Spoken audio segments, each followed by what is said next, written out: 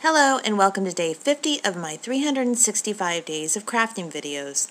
Today I'm going to show you how to make this cute crochet and felted coffee corset. It is a very easy project, and what you will need is some 100% wool yarn, a size I crochet hook, and some ribbon. So let's get started. So we are going to begin our coffee cuff by chaining 22.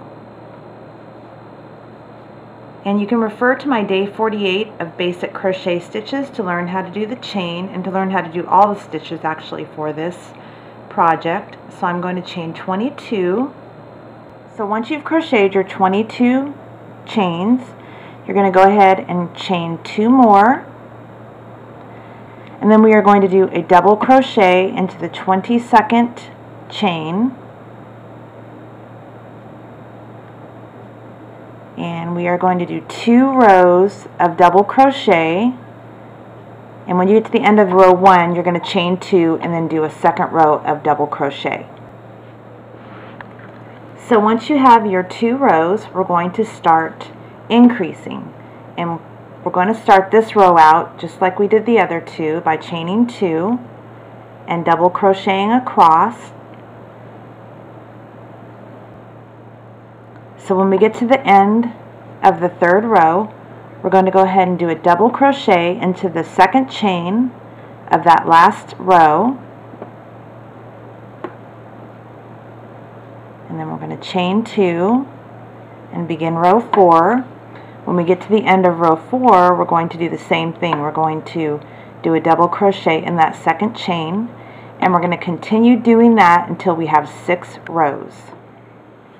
So once you've completed your 6 rows and you've increased after the 2nd row each time, you're going to go ahead and make the loops for the corset. And what you're going to do is chain 3, and you're going to skip a stitch and then just do a single crochet and then chain 3 and then again skip a stitch and do a single crochet and then chain 3 and then again skip a stitch and do a single crochet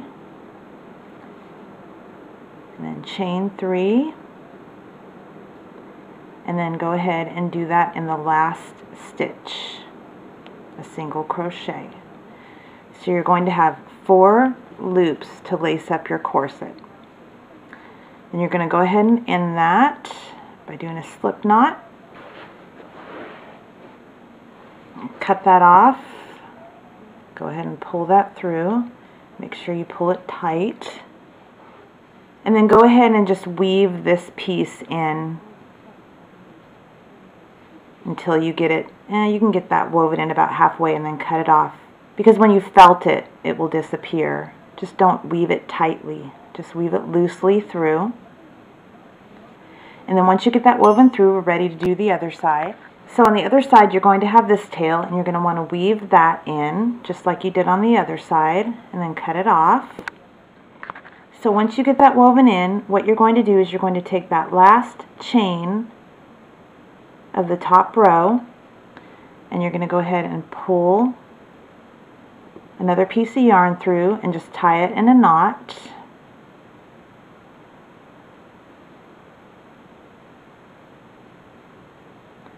And then go ahead and weave that tail in. And then what you're going to do is put your crochet hook through that chain again and pull the yarn that you added on through. So you have a loop. And then we're going to go ahead and do just like we did on the other side. We're going to chain 3 and then skip a stitch and do a single crochet.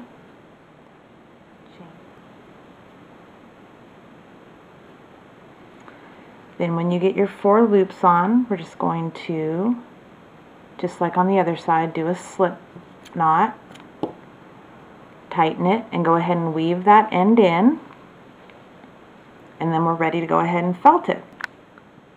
For felting instructions, you can see my blog at zuliblue.blogspot.com. But basically what we're going to do is we're going to fill our washing machine tub with hot water. when it starts agitating, we're going to go ahead and throw this piece in and let it agitate, and we're going to check it every 5 minutes. So this is after 5 minutes of felting. I'm going to go ahead and put it back in the washing machine and let it continue for another 5 minutes and then check it again. And here's after another 5 minutes.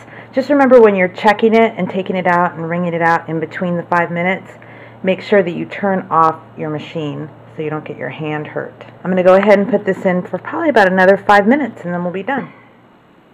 I actually went about 4 more minutes until I got it to the desired felting that I wanted. And then what you want to do is kind of shape it, and I like to pull it this way, otherwise it might come out too long for your cup. And you can take your cup and wrap it around and see how it fits, and that looks pretty good. So I'm going to go ahead and let that dry completely. I'm going to pull the loops out so I have loops to put the ribbon in. And then just lay that flat and let it dry. So when it's completely dry, you're going to cut off all your little strings that are hanging off, and don't worry, it won't come apart because it's felted. And then what we're going to do is we're going to add the ribbon, and you're going to just string, it's about 2 feet of contrasting ribbon. You're going to go ahead and just kind of lace it up like a shoelace, basically.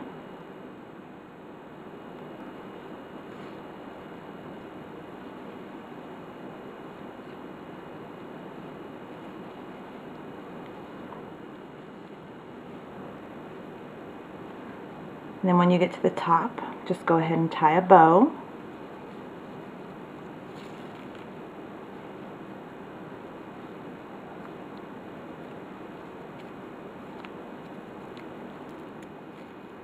And you can seal the ends of the ribbon by just taking a little craft glue between your finger and just kind of dabbing on that.